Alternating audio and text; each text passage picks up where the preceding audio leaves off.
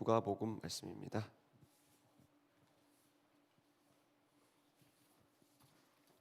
누가복음 4장 17절에서 19절입니다.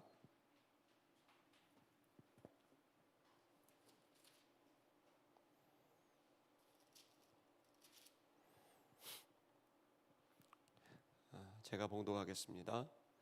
선지자 이사야의 글을 드리거늘 책을 펴서 이렇게 기록한 데를 찾으시니 곧 주의 성령이 내게 임하셨으니 이는 가난한 자에게 복음을 전하게 하시려고 내게 기름을 부으시고 나를 보내사 포로된 자에게 자유를 눈먼 자에게 다시 보게 함을 전파하여 눌린 자를 자유케 하고 주의 은혜의 해를 전파하게 하려 하심이라 하였더라. 아멘. 옆에 있는 우리 가족들 또 우리 성도들을 향해서 인사하겠습니다. 메리 크리스마스. 좀 톤을 좀 올려야 되겠네. 우리 또 한번 인사할까요? 해피 지저스 데이. 네. 마치 그 방송국의 방청객들처럼 지금 여기 몇 명 안 되는데 거의 수백 명이 앉아 있는 것처럼 분위기가 좋습니다. 저는 지난 4월에 그 정치적 부족주의라는 책을 이렇게 읽었습니다. 그 책의 부제가 집단 본능은 어떻게 국가의 운명을 좌우하는가라는 책인데요. 에이미 취하라는 그 예일 대학교의 정치 경제학 교수가 2011년에 전 세계에 가장 영향력 있는 100인에 추천될 정도로 그 사람의 그 통찰력은 대단한 그 중국계 미국인인데요. 이 책을 이제 읽으면서 이런 그 아주 중요한 내용들이 저한테 좀 생각이 들었어요. 제가 최근에 우리 한국의 이렇게 사회, 정치, 또 경제, 문화, 또 심지어 교계 이런 걸 보면서 정말 우리가 부족 본능이 강력하구나. 이 부족은 이제 우리가 어느 집단에 속하고 그 집단에 대한 자기의 정체성을 단단하게 고정을 해서 그 집단과 자기를 일치시키고 거기서 결속력과 또 반대로 다른 집단에 대한 배타성을 이제 가지게 되는 일종의 우리 인류가 시작하면서부터 가져왔던 하나의 그 습관과도 같은 이제 좀 어려운 말이라면 밈이라 그러는데요. 그것은 그거는 이제 육체적 유전자가 자기를 복제하고 확장하고 그러면서 규모를 키워나가듯이 단단해지듯이 이 밈이라고 하는 것은 사회적 유전자입니다. 문화적 유전자.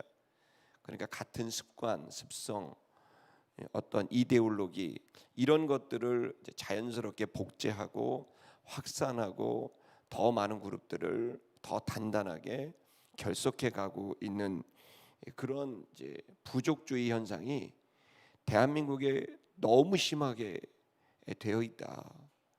모두들 국가를 얘기를 하고 국가의 번영과 평화를 이야기를 모두 하는데 사실 이렇게 한 걸음 뒤에서 보면 자신의 진영, 또 자신의 그 집단의 그 방향, 비전 이런 것들이 너무 강화가 돼서 사실은 정치적으로도 경제적으로도 또 문화적으로도 대단히 이제 지금 극단에 달리고 있지 않는가라는 생각을 합니다. 예를 들어서 지금도 우리가 계속 북한을 어떻게 바라보는가에 대한 또 소득의 분배냐 또 아니면 성장이냐 이 얘기 아직도 안 끝났고 또 아주 나쁜 정치인들이 만들어 놓은 전라도 경상도라는 이런 이런 아주 못돼 먹은 의식, 뭐 흔히 말하는 진보와 보수, 또 노동자와 경영자들, 우리가 너무 잘 아는 지긋지긋한 친박 또 아니면 친문, 이런 얘기들은 그들의 얘기에는 되게 중요한 얘기 같이 보이지만 우리 같은 서민들에게는 참 피곤하게 짝이 없고, 이것이 정말 대한민국을 건강하게, 우리 다음 세대를 건강하게 이끌어가는데 긍정적인 영향을 하느냐에 대한 생각은 의구심을 갖습니다. 그리고 또 저는 최근에 몇 달 동안 우리 교단, 아주 작은 1300교회밖에 되지 않는 이 작은 교단 안에서도 부족주의가 있어서 우리 교단 안에도 삼김 목사님 때문에 그 젊은 사람들이 교단에서 뭐라죠? 우리 예수에 대한 선결교도 삼김 청산을 해야 된다, 이런 얘기를 할 정도로 코미디인지 정말 우프다라는 얘기를 하지 않을 수가 없습니다. 그리고 그 사이에서 벌어지고 있는 온갖 시편 1편에 나와 있는 악인의 길, 죄인의 꾀, 오만한 자의 자리, 이런 단어들이 연상될 만한 언어와 그리고 수많은 행위, 정치적 행위, 경제적 행위, 문화적 행위가 지금 너무나 우리 대한민국을 흔들어 놓고 있는 것이 아닌가 생각을 합니다. 이런 집단에 자신의 부족을 위해서 목숨을 거는 사람들이 있는 거예요.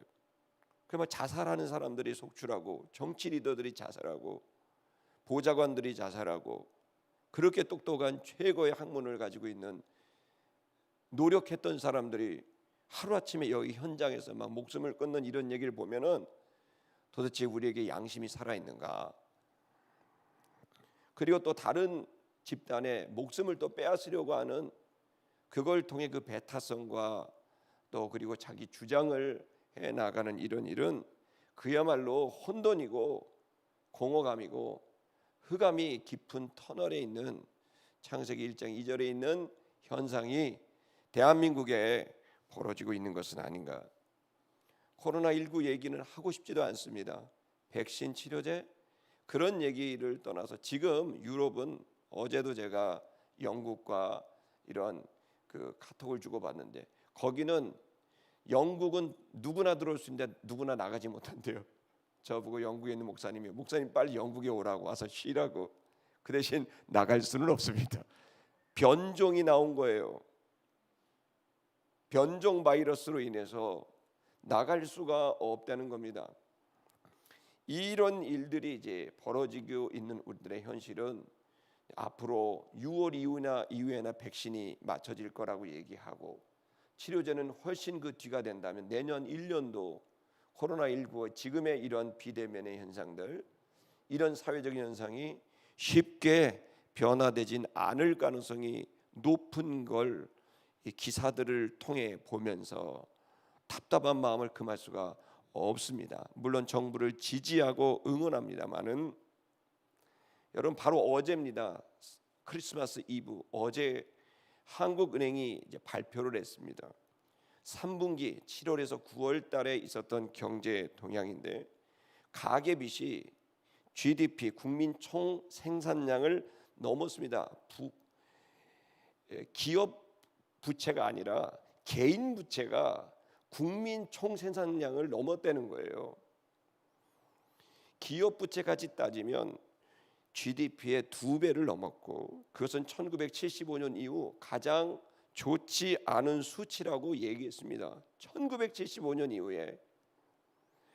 더 큰 문제는 한국은행 발표는 저소득층의 부채가 너무 커지고 있고, 상위 계층에 비해서 소득의 3.28배가 빚을 내고 있다는 것. 자기가 1년에 1,000만 원을 벌면 3,200~300만 원이 빚이라는 겁니다. 국가부채 또한 1,132조 6천억이라는데, 정부는 큰 문제가 없다고 하지만 지난 3, 4월에 수출입은행이 부도 직전까지 갈 정도로 어려움을 겪었다는 것은 보도를 통해 우리가 다 들은 얘기입니다. 이 문제가 왜 중요하냐? 이것이 저희 신촌 아름다운 교회에도 성도들을 보면 이 가계부채와 경제적인 이 문제가 결국에는 주택 문제이고 자녀 교육의 문제로 직결되니까 성도들이 탈서울 현상이 벌어지는 건 일부러 하는 게 아니라 어쩔 수 없이 벌어지게 돼서 교회 근처에 사는 사람이 없어요. 우리 교인들도 아파트가 18억씩 하니 어떻게 마포에 살 수가 있겠습니까? 저는 이 피부로 느끼는 이 현상들을 보면서 지난 1년 동안 54조 6천억이라는 빚이 늘었는데 이 빚이 어디서 생겼어요? 다 외국에서 빌려왔겠죠. 지금 우리들이 정부의 무능 이런 얘기를 하고 싶은 게 아니라 우린 너무 힘든 상황이라는 겁니다. 그리고 이제 우리는 뭔가 결단을 해야 될 상황이고 부족주의에 갇혀서 지금 이렇게 반목을 한다는 것은 우리가 흔히 말하는 그야말로 부정적인 어떤 곳을 향하여 이 나라가 흘러가고 있는 것은 아닌가. 윤리와 도덕과 문화가 무너지고 있습니다.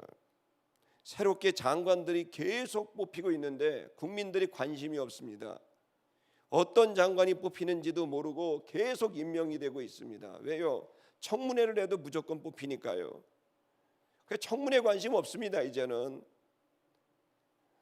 여러분 가정을 지키라고 하는 장관 후보자가 당당하게 나는 여성을 위해서 낙태를 지지한다고 단단하게 얘기를 하는 그 청문회 장소를 보면서 도대체 어떻게 부모가 자식을 죽이는 낙태법을 저렇게 쉽고 당당하게 말할 수 있는지 마음이 너무나 답답한데 당연히 그분이 장관이 되겠지요. 법을 지키는 장관님들이나 지도자들이 하는 행태는 말할 것도 없을 겁니다. 특별히 여러분 몇 년 전에 지하철 거기서 공사를 하다가 20살 안팎의 그 젊은 아이가 혼자서 작업을 하다가 지하철에 끼어 죽었습니다. 근데 그 사람들에 대한 중대재해법이라는 거가 나왔는데 아직도 통과가 안 됩니다. 근데 무슨 공수처법은 통과되고 북한에다가 전단지 보내는 금지하는 법은 통과되고 국정원이 그 권한을 갖다가 경찰에게 이양하는 법은 다 통과시키면서 그러면서 이 법은 왜 통과시키지 않냐 그랬더니 야당이 반대해서 통과를 안 시켰다는 여당 대표의 말을 이게 웃기는 얘기 아닙니까? 도대체 사람 생명을 어떻게 아는 건지 그런 이야기를 들을 때마다 답답하고 우리도 지금 마포에 살지만 마포구청에서는 모든 교회에다가 아니 우리가 모든 목사와 전도사 그리고 직원들은 전부 코로나 검사를 받으라고 공문을 내려보냈습니다. 우리나라가 지금까지 1년 동안 이렇게 선별적 것을 하는데 도대체 우리 교회가 이렇게 방역 조치를 철저히 하는데 지금 이 시간 현대백화점 가보십시오. 지금 이 시간 홍대 거리를 가고 식당을 가보십시오. 인산인해가 되는데 이 교회를 일주일에 한 번 모이는 이 교회를 당연히 검사를 받으면 본의 아니게 나올 수도 있는 거 아닙니까? 그럼 몇 사람 나오면 당연히 마포 신문에 내길 것이고 중앙일간지에 날 수도 있는 것이고 그러면 또다시 어떤 이야기를 하게 될지 대한민국 사는 거 참 피곤한 시대를 살고 있는 것 같습니다. 성탄에 이런 얘기해서 성도 여러분 또 저 목사님 왜 또 더 피곤하게 하냐? 나는 어제도 잠을 한숨도 못 잤습니다. 잠이 안 옵니다. 온갖 잡생각이겠죠. 이거 도대체 어디서부터 어떻게 해야 우리 아이 민주와 민준이가 살아갈 나라는 어떤 나라일까? 우리 아이들 초등학교 중고등학교 아이들이 살아갈 나라는 도대체 어떻게 해먹은 나라가 될 것인가? 이 지도자들이 저렇게 부족주의에 들어가서 이렇게 이 나라를 어지럽히고 있는 게 박수를 치고 응원하고 지지해야 될 일인가? 아니면 끌어내야 될 일인가? 분노했다가 기도했다. 분노했다, 기도했다. 우리는 진실과 진리를 계승하고, 그리고 우리는 흔들리지 않고 신념을 지켜나가는 예수의 후예들입니다. 베드로와 바울의 후예들입니다.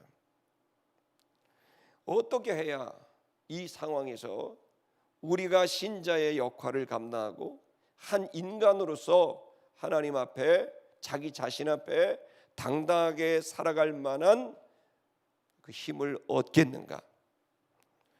여러분, 무엇이 우리를 이 상황에서도 흔들리지 않고 살아갈 수 있도록 만들겠는가?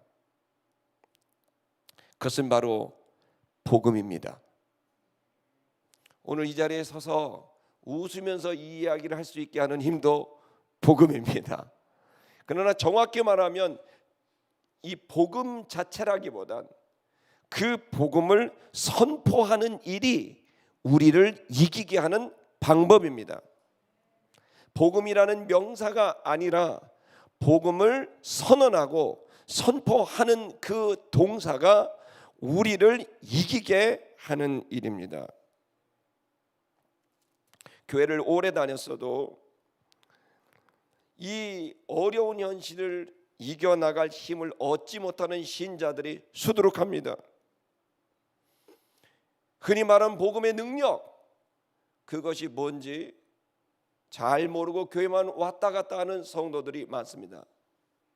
오늘 저는 이사야 61장을 읽으신 예수님의 이 짧은 누가복음 말씀을 통해서 우리보다 훨씬 더 어려운 여건에 처하면서도 끝까지 하나님께서 주신 사명을 감당한 예수 그리스도, 우리의 대장 되신, 우리의 선배 되시고 우리의 앞장서신 모델 되신 예수 그리스도를 통해 저와 여러분이 짧은 그러나 아주 중요한 이 진리를 깨닫는 시간이 되기를 기대하고 있습니다. 본문은 아주 간단합니다. 예수께서 회당에서 이사야 61장을 읽으신 내용입니다. 여러분, 이것은 예수님이 자신의 이 말을 한 게 아니라 건네준 성경책에서 이사야서를 받았고, 그 이사야서가 순서에 따라 이사야가 왔고, 그 중에 예수님이 펴셔서 이사야 61장을 펴시는 바로 그 장면이 이제 오늘 본문의 내용입니다. 자, 그러면 여러분, 이 본문에서 우리가 생각해야 됩니다. 세상을 이기는 그 힘, 이 어렵고 복잡하고 피곤한 현실을 이기는 그 힘, 자, 그 힘이 어디서 나오는가 한번 우리 찾아보도록 하십시다. 그 열쇠가 무엇인지 찾아가 보도록 하겠습니다. 자, 먼저 17절을 좀 보십시다. 첫 번째 17절을 보게 되면 예수님이 자신의 말이 아니라 하나님 아버지의 말씀을 입술로 선언하신 내용을 볼 수 있습니다. 이사야 선지자의 글을 그에게 드렸고, 그리고 여러분, 지금 성경은 묶어 있지만 옛날 성경은 성경 단위로 두루마리로 이렇게 돼 있는 겁니다. 그 이사야 두루마리를 예수님에게 준 겁니다. 그러니까 예수가 성경을 폈습니다. 그리고는 정확하게 이사야 61장 그 부분을 폈습니다. 여러분, 지금 예수님이 하셨던 이 얘기는, 예수님은 항상 이 어려운 그의 사명의 길을 어떻게 이기셨냐? 그는 자기의 말을 하려고 하지 않습니다. 예수님이라고 의견이 없겠습니까? 그러나 예수님이 항상 가장 중요하게 생각한 건 하나님의 말씀이었습니다. 그는 여러 차례 자신이 하는 말이 자기가 한 말이 아니라 하나님 아버지가 자기에게 하신 말씀이라고 얘기하고 있습니다. 자신의 생각과 감정이 아니라 하나님의 말씀을 말한 거예요. 이게 예수님의 모든 삶의 내용이에요. 여러분, 예수님은 말만 하셨어요. 사실 되게 쉬워요. 일어나라. 그럼 일어나. 뭐. 엄청 쉬워. 막 나사렛 나와라. 그럼 나와. 근데 그거 보세요. 어떻게 저렇게 가끔 이렇게 침을 뱉다고 갖고 흙을 해갖고 이렇게 발라서 실로몬에서 씻어라. 솔직히 한 게 없어요. 한 거는 막판에 십자가 지신 거 하루 종일. 그 외에는 노동으로 하신 일이 없어요. 우리는 굉장한 그 노동 의식이 있어요. 기본적으로 노동을 해야 결과를 얻는다라고 하는 생각을 갖고 있는 거예요. 노동한 만큼 얻는다. 이게 정직한 거다. 이런 생각을 갖고 있지만 성경을 자세히 보세요. 노동, 예수님 아무리 살펴봐도 없어요. 무슨 곡식을 치러 갔다, 무슨 씨 뿌리러 가셨다, 양을 치러, 아예 없어요. 그냥 목수의 아들이었다는데 일을 안 했을 가능성이 높아요. 예수님이 12살 때 한 거는 성경 말씀 들으려고 성전에서 이렇게 듣고 있었고, 예수님이 하신 걸 보세요. 말씀을 들은 것과 말씀을 한 게 다지. 왜 이걸 했을까요? 이게 중요하니까. 성도들은 아직도 예수님이 어떻게 이기셨는지를 원리를 모르고 있는 사람이 많아요. 아무리 제가 귀에다가 이렇게 정으로 때려박듯이 아무리 얘기를 해도 안 들어. 자기 생각대로. 삶이라는 건 노동한 만큼 얻는 거요, 이렇게 생각한다고. 그 말이 틀린 말은 아니지만 정답이 아니라는 것도 아셔야 돼요. 예수님을 관찰하세요.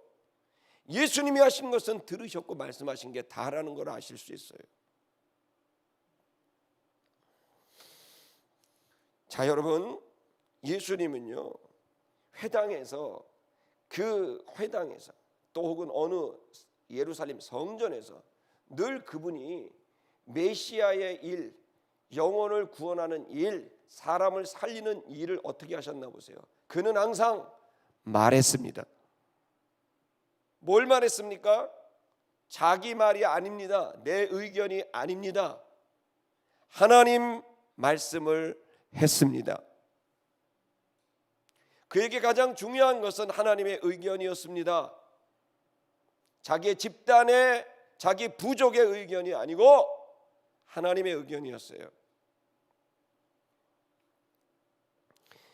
예수님은, 하나님은 천지를 창조할 때 뭘로 했어요? 노동하셨어요?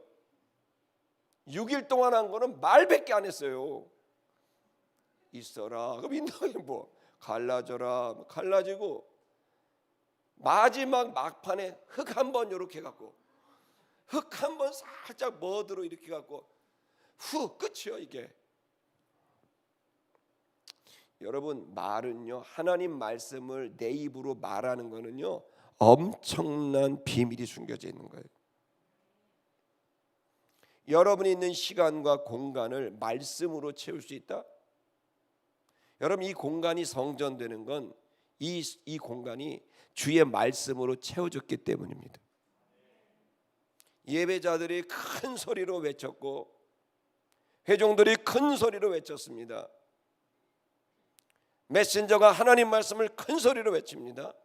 그럼 이 공간이, 이 시간이 하나님 말씀으로 채워집니다. 이곳이 하나님 나라가 되는 겁니다. 이걸 선언, 선포, 전파라고 표현하는 겁니다. 이 영상을 듣고 있는 여러분, 여러분 가정에 왜 가정에서 예배를 드리고 말씀을 선포하라 합니까? 그 선포가 되는 순간 가정은 하나님 나라가 되기 때문입니다. 근데 그 하나님 나라는 저절로 되는 게 아닙니다. 누군가 하나님 말씀을 선언, 선포, 전파할 때 그 시간과 공간, 그곳에 있는 사람들에게 그 하나님 말씀이 전달되게 됐을 때 그곳은 하나님의 주권으로 가득한 곳이 되는 겁니다. 어떤 자매가 몇 년 전에 저한테 찾아와서 데이트를 하는데 자꾸 남자친구가 자동차로 집에 데려다주고 그러면서 막판에 항상 스킨십을 한다는 거예요. 농도가 짙은 근데 자기가 기도할 때마다 이게 너무 불편하다는 거예요. 그래갖고 기도하다 안 돼갖고 찾아온 거예요. 어떻게 하면 좋겠냐. 근데 두 가지를 얘기했죠. 하나는 차 타지 말고 대중교통을 이용해라. 그러려고 그러면 무조건 낚아채 갖고 차에 태운다는 거예요. 자, 어쩔 수 없이 타갈랑 할 수 있는 방법이 있다. 타자마자 하나님 말씀을 3개 정도 외워서 결정적인 순간마다 주는 그리스도시요 살아계신 하나님의 아들입니다 선언을 해라. 자동차에서 평강의 왕이 오시도다. 주께서 다스리시도다. 하나님 말씀 3구절을 무조건 외워라. 거룩과 관련되어 있는 말씀을 외우고 그 차에 타는 순간 말씀을 선포해 버려라. 그러면 스킨십할 마음이 싹 사라지겠다. 손대려 그러면 툭 하고 말씀을 터뜨려라. 여러분, 우리는 하나님의 말씀이 입술을 통해 내 영에 있던 하나님 말씀이 내 현실의 유굴의 세계로 분출이 되게 하는 이 전환 지점이 입에 달렸어요. 하나님의 말씀이 영에만 있다면 죄송한데 그 말씀은 있기는 있으나 가치가 누려지지는 않을 거예요. 진리가 진리될 수 있는, 진리가 실체화되는 건 여러분의 입이 진리를 터뜨릴 때 그때 진리는 살아 운동력 있고 역사하는 겁니다. 그러므로 여러분 용기를 가져야 됩니다. 하나님의 말씀을 예수님처럼 여러분의 입술을 통해 그 공간과 시간과 대상 앞에 선언하는 거예요. 선포하는 거예요. 전파하는 거예요. 여러분, 이것이 우리가 바뀔 수 있는 최고의 방법입니다. 그것을 하다 보면 언젠가 하나님께서 우리를 온전케 하시리라고 믿습니다. 두 번째는 18절 이하에 보면 성령이 주의 성령이 내게 임하셨으니 이렇게 되어 있습니다. 주의 성령이. 두 번째는 여기 임하셨다라는 말은 동사가 분사 형태로 막 들어오고 있다 이런 말이 아닙니다. 에피, 즉 위에 머물러 있다는 거예요. 예수님이 지금 이야기하신 이 이사야 61장의 말씀은 성령 충만이 막 돼서 막 그렇게 설교하시는 분들이 있는데 이건 정확하게 그 얘기가 아닙니다. 주의 성령이 내 위에 머무르고 계시다 이 얘기예요. 여러분, 예수님이 하나님 말씀을 선포하셨죠. 근데 그가 늘 고백했던 건 뭐냐면 성령의 힘으로 했다고 고백을 합니다. 예수님이. 그럼 성령의 힘으로 했다는 게 뭡니까? 여러분, 내 위에, 내 머리 위에 주의 영이 머물고 있다라고 하는 영에 대한 의식을 가져야 되는 겁니다. 이 진실을 알아야 돼요. 여러분, 여러분이 혼자 다니는 게 아닙니다. 여러분 위에 주의 성령이 계십니다. 이걸 알아야 돼요. 여러분, 이 의식을 가질 때 세상을 이길 수가 있는 겁니다. 그 영은 나를 돕는 분입니다. 보혜사요, 나를 돕는 능력과 권능을 주는 분인 거예요. 아름다운 게 성도 여러분, 하나님의 말씀을 내 입으로 터뜨리는 거 중요하지만 그냥 하면 안 돼요. 하기 전에 내 위에 누가 계시다? 성령이 머무르고 계시다. 여러분 잘 서로 보세요. 뒤에 이렇게 원 같은 게 있을 가능성이 있어요. 이렇게 여기 이제 이렇게 원이 달무리 모양 이렇게 보여요? 순간 은혜 받으면 보일 가능성이 있어요. 근데 지금은 잘 안 보여. 왜? 죄로 가리웠어. 진실을 못 보는 거예요. 눈이 열려야 돼요. 눈이 딱 보면 내 남편 위에 이거 땡그란 거 있네. 저 뭐야? 눈을 딱 뜨 우리 아내 머리에 저 땡그란 거 저 뭐야? 천사였어? 천사가 아니라 주의 영이 머물고 있는 거예요. 이분은 우리를 돕는 분이에요. 우리를 감찰하고 말할 수 없는 탄식으로 울기도 하고 우리에게 한없는 용기와 지혜와 능력을 주는 분이기도 한 겁니다. 여러분 위에 성령 계십니다. 그것이 이길 수 있는 힘입니다. 성령이 내 위에 머물고 있다. 이 의식을 가져야 돼요. 자, 그리고 세 번째 어떻게 했습니까? 그가 내게 임하셨으니 이렇게 되어 있습니다. 그리고 그 내 위에 임하셨으니 내게 기름을 부으사 그랬습니다. 성령이 머물러 있다는 건 그 사람의 권위, 일종의 암행어사 마패 같은 겁니다. 성령의 증거를 갖고 있다는 건 하나님의 사람이라는 증거고 하나님의 아들이라는 증거고, 자, 그 사람은 하나님의 앰베서더, 대사라는 거예요. 하나님의 대리자라는 의미인 거예요.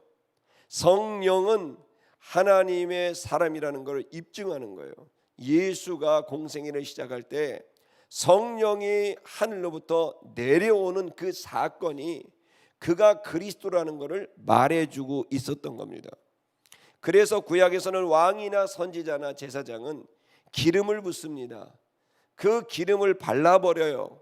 그 기름을 바른다는 얘기는 성령, 즉 주의 영이 그 위에 머무르고 있고 그 냄새가, 기름 향이 계속 그에게서 난다는 의미인 거죠.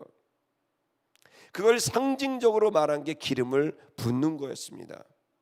이것은 그가 직분자요, 사명자라는 것을 말해주고 있습니다. 여러분, 그 사명은 왜 왔습니까? 그래서 사명을 왜 기름을 부른 건 이런 목적을 위해 있었다는 거예요. 뭐예요? 가난한 자들에게 복음을 전하게 하려고 하셨다. 가난한 자에게. 이 가난하다는 말이 뭡니까? 망한 자란 뜻입니다. 심령이 가난하다, 망했다는 뜻이에요.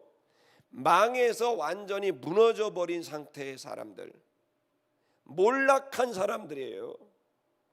이 몰락한 사람들에게 기쁜 소식을 전하는 거예요. 무슨 기쁜 소식이요? 당신이 몰락했지만 다시 회복하게 됐어. 당신이 복권되게 됐어. 당신이 이제 더 이상 여기에 눌릴 필요가 없어. 당신은 이제 거기에 노예처럼 살 필요가 없고 자유자야 라고 하는 이 기쁜 소식을 전하는 겁니다. 정확히 말하면 유앙겔리온이라는 복음은, 기쁜 소식이라는 말은 전쟁에서 이긴 소식을 전해주는 걸 그 모티브로 삼고 있습니다. 즉 이겁니다. 내가 갇혀져 있어요. 포로가 됐어. 사단에게 포로가 되어 있어서, 돈의 포로가 됐고 그 사단의 거짓말에 놀아나서 나도 모르게 돈의 노예가 된 거죠. 나도 모르게 돈 하면 벌벌 떠는 거죠. 그러고 싶은 사람 없습니다. 사단의 거짓말과 반역에 속은 거죠. 그래서 사단이 쳐놓은 거짓 가치관에 노예가 돼버렸어요. 권력의 노예가 되고 돈의 노예가 된 겁니다. 사람의 인기의 노예가 된 겁니다. 여러분이 노예가 된 이들이 잡혀져 있는데, 여러분 예수가 전쟁에서 싸워 이긴 겁니다. 사단의 머리를 밟게 한 겁니다. 여자의 후손 사단은 바로 뱀의 후손 사단은 여자의 후손의 뒤꿈치를 밟아서 예수를 죽였지만, 예수는 부활하사 그 여자의 뱀의 후손의 머리를 싸게 한 겁니다. 할렐루야. 이 말 잘해야 되겠네. 굉장히 중요한 단어인데 주어가 바뀌고 있어 지금.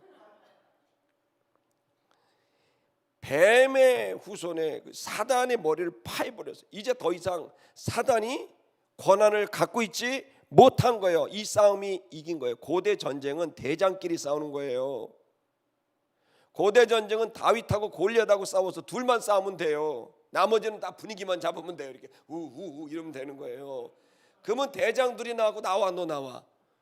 여러분 이번 정권이 하는 말이 대통령 나와, 뭐 나와, 막 그 배우들이 그런 거 아닙니까?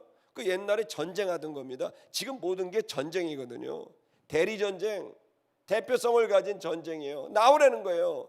그랬더니 골리앗이 니들 나와 그랬더니 다윗이 나간 거 아닙니까? 내가 나갈게. 둘이 싸움의 결과가 이 전쟁을 이기냐 지냐를 결정하는 거예요. 여기서 싸움에서 이걸 우리가 흔히 말해서 맞짱 이렇게 이제 표현을 하죠. 이게 둘이 맞짱을 뜨는 겁니다. 이기면 어떻게 돼요? 전쟁에 이기는 거예요. 그러면 다 내려놓고 가는 거예요. 저요? 다 물러놓고 다 노예되는 거예요. 대장이 싸워요. 자, 우리 대장이 챔피언이에요. 할렐루야. 우리 대장 예수가 그쪽 진영 그 부족, 그 마귀 부족, 거기에 사단, 마귀라고도 하고 사단하고 싸운 겁니다. 갈보리산에서 밟아버린 거죠. 이겨버린 거죠. 승리한 겁니다. 이 전쟁이 이겼습니다. 근데 여전히 전쟁이 그렇게 끝났는데, 여전히 전쟁이 이겼음에도 불구하고 이 사단에 묶여서 지내는 사람들이 있어요. 2차 세계대전에 여러분 괌이나 사이판 가면 50년 60년 만에 2차 세계대전 다 끝났는데 아직도 그 속에서 전쟁이 안 끝난 줄 알고 숨어 지내는 일본 군인들이 있었다 그러잖아요. 여러분, 전쟁 끝났어요. 예수가 이겼단 말입니다. 이 소식을 전파하면서, 전파한다는 뭡니까? 입술로 전파하는 거죠. 그래서 그 점령지마다 가서 어떻게 합니까? 주권을 회복하는 겁니다. 그 점령지로 가서 주권을 회복할 때 해야 될 게 뭡니까? 권한을 가진, 기름 부음을 받은 이 권한을 가진 앰베서더가 가서 이 땅은 예수 땅이요, 당신이라는 인격의 땅은 이제 예수의 땅이 됐어.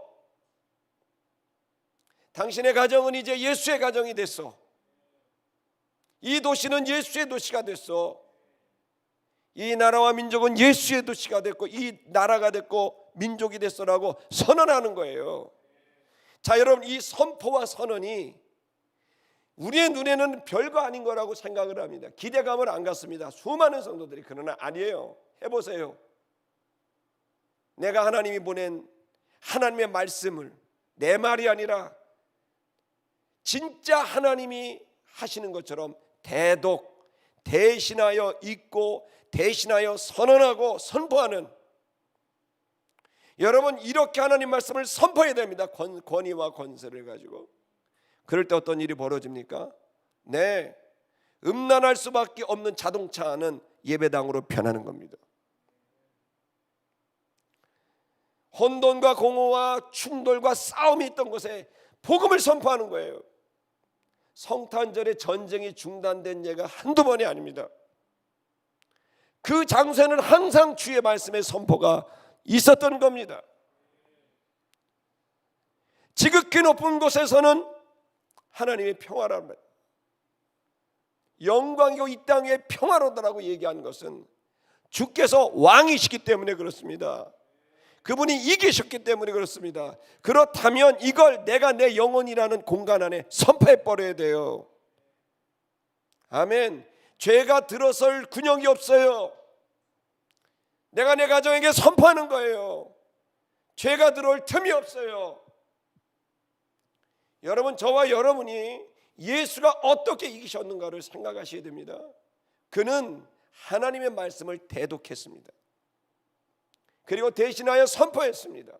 선언했습니다. 그러자 역사가 일어나게 된 겁니다. 아무리 어렵고 힘든 상황이라도 이 사명을 감당할 수 있는 은혜가 벌어지게 된 거죠.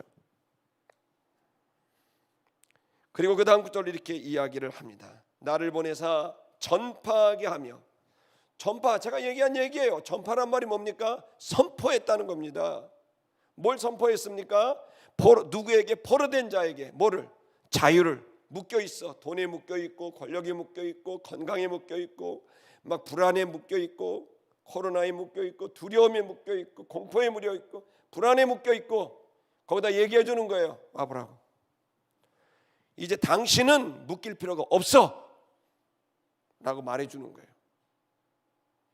주께서 이기셨으니, 주의 이름을 부른 자는 구원을 얻었으니 자유하여라. 자유할지어다. 그 승리의 주역 되신 나사렛 예수 그리스도의 이름으로 선언하는 겁니다.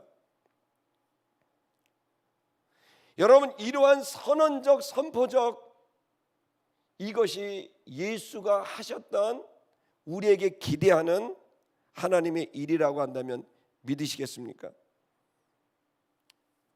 자유를 선포합니다. 묶였던 자에게 자유를 선포합니다. 눈먼 자에게 다시 보게 합니다. 분별력이 없어서 어떻게 해야 될지 모릅니다. 그럴 때 어떻게 돼요? 주님, 나는 더 이상 얘기를 하는 거야. 당신은 더 이상 눈먼 자가 아니다. 당신의 갈 길이 보이지 않느냐? 그 당신의 갈 길은 예수의 품이다. 당신이 해야 될 일이 보이지 않느냐? 당신의 답답함에서 벗어나서 그 사랑의 일을 해야 되지 않느냐? 이걸 하는 거죠. 근데 이걸 못해요. 죽었다 깨어나도 안 해요. 그리고 끊임없이 자기 부족이 가르쳐준 그 원리대로, 자기가 어릴 때부터 키워왔던 그 생각대로 그 집단에 벗어나지 못하고, 우리가 하나님의 아들이 됐으면 이전 것은 다 죽었는데 그 죽었던 옛 것으로 지금도 살아가게 되는 부족주의 속에 갇혀버리는 어리석은 일들이 벌어지게 되는 겁니다. 눌린 자에게 자유케 됨을. 눌렸어요. 짐에 눌린 거예요. 책임, 의무 눌렸어요. 꽉꽉 눌렸어요. 그들에게 자유. 그 짐은 예수께 맡겨. 그 짐을 예수께 맡겨. 예수가 했어. 안 보여? 예수를 봐. 보일 거야. 묶였어? 예수를 봐. 내가 더 이상 묶일 필요가 없어 라고 말해주게 됐을 때, 여러분, 그 성령이 그에게 말하는 소리를 듣는 이들마다 아멘하며 순종하게 됐을 때 실제로 그 일은 이루어지는 거예요. 여러분, 포로 수용소에 드디어 점령군이 왔습니다. 포로 수용소에 수만 명이 갇혀 있습니다. 자, 문을 열고 이제 자유입니다 그랬더니, 이거 나가다 죽일 수도 있어. 이거 나가지 마. 그런 거와 똑같아. 야, 나가지 마. 여기가 좋아요. 괜히 나갔다가 이거야. 우린 여기는 생명은 보존하잖아. 저거 갔다가 쏜다 저거.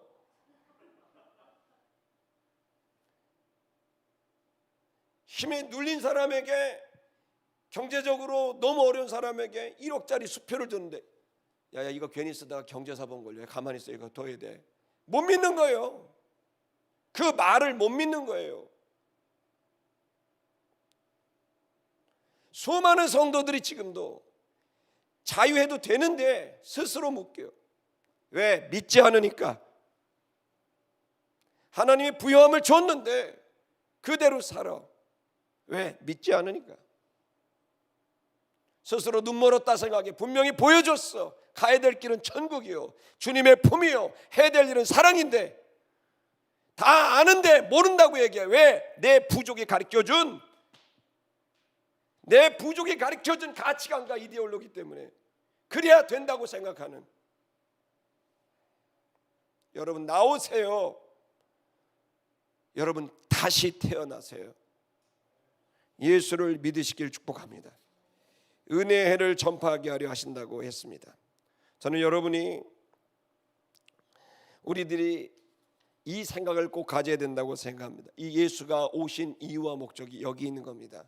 우리에게 자유를 주시려고 오셨고, 더 나아가 여러분들을 통해 주변의 많은 몰락한 영혼들이 자유함을 얻도록 하기 위해서, 그들이 묶인 곳에서 자유함을 얻고 눈먼 곳에서 눈을 뜨게 하고, 그리고 눌려진 현실의 짐을 그것 때문에 눌려 사는 게 아니라 자유케 하고, 은혜의 형벌과 저주를 받을 것 같은, 내가 이렇게 살았는데 형벌과 저주를 받을 것 같은 두려움과 불안에 살고 있는 그들에게 지금은 은혜의 날이다, 구원의 날이다, 이제 그건 끝났어, 예수가 저주와 형벌을 다 받았어, 그러니 너는 이제 자유하면 된다라고 말하게 되는 이 선언, 이것이 적게는 여러분 자신에게 이루어져야 여러분이 힘을 얻을 수 있습니다. 우리는 끊임없이 이러한 눌린 마음이 있고 묶인 마음이 있고, 여러분, 내가 보이지 않는다고 생각을 한 이 모든 것들은 지금까지 내가 살아오면서 나에게 축적되어지게 된 그 어떤 기준에 의해서 배양돼 버린 모습이에요. 그러나 그것은 진실이 아니고 진리도 아닙니다. 지금 여러분, 주님을 바라보셔야 됩니다. 그리고 여러분 자신을 향해 그런 마음과 느낌과 감정들이 온다면 그 여러분 자신을 향해 선언해 버리세요. 여러분의 입술로 여러분의 귀에 들려주세요. 너는 하나님의 아들이 됐다. 너는 종이 아니라 자유자며, 사람이 아니라 하나님의 아들이며, 너는 멸망의 아들이 아니라 구원의 아들이다. 너는 예수의 후예다. 자유하라 아들아. 하나님의 말씀을 대독해서 읽어드리란 말이에요. 그리고 여러분, 몰락한 영혼들이 주변에 있습니까? 불안해서 손톱을 뜯고 자해를 하고 고통 속에 밤잠을 못 이루고 괴로워하고 낙심하고 죽을 일을 찾습니까? 그 몰락한 영혼들에게 가서 붙들어줘야 돼. 네가 그렇게 살 필요가 없다. 나를 봐라. 몰락한 나를 세웠던 그분께서 너도 세우기를 원한다라고 예수를 믿으라. 그러면 너와 네 집이 구원을 얻을 거야. 담대하게 하나님의 말씀을 선언해 줘야 돼요. 구원해 줄 수도 있고 안 해줄 수도 있고 이렇게 하면 안 된단 말이야. 하나님 말씀을 대독 선언해 줘야 돼요. 당신이 그렇게 살 필요가 없는데 이제 그렇게 살지 말고 나오세요. 제 손을 붙잡으세요. 예수의 손을 붙잡으세요. 몰락한 영혼들을 찾아가서 외쳐야 돼요. 몰락한 가정, 몰락한 사회, 몰락한 국가, 몰락한 인류를 향해 이 시간과 공간에 하나님의 말씀을 채우세요. 큰 소리로 선언하고 선포하세요. 주께서 이 선언을 통해 수많은 사람들이 듣고 믿는 이들이 나오며 끝까지 귀를 닫고 의심하는 자들이 나오겠으나 우리의 할 노릇은 선언하는 일인 걸 믿으시기 바랍니다. 하나님의 자녀가 되는 권세, 그 권세가 저와 여러분에게 있습니다. 살리십시다. 여러분 스스로 살아나십시다. 이 어려운 상황에서 여러분이 쓰임 받으십시다. 그러려면 입술을 벌리십시오. 여러분 위에 성령이 계십니다. 주의 말씀을 들으십시오. 그 주의 말씀을 선언하십시오. 그곳에 기적의 역사, 승리의 역사가 실제로 일어나게 될 것을 선포합니다. 노래하십시다.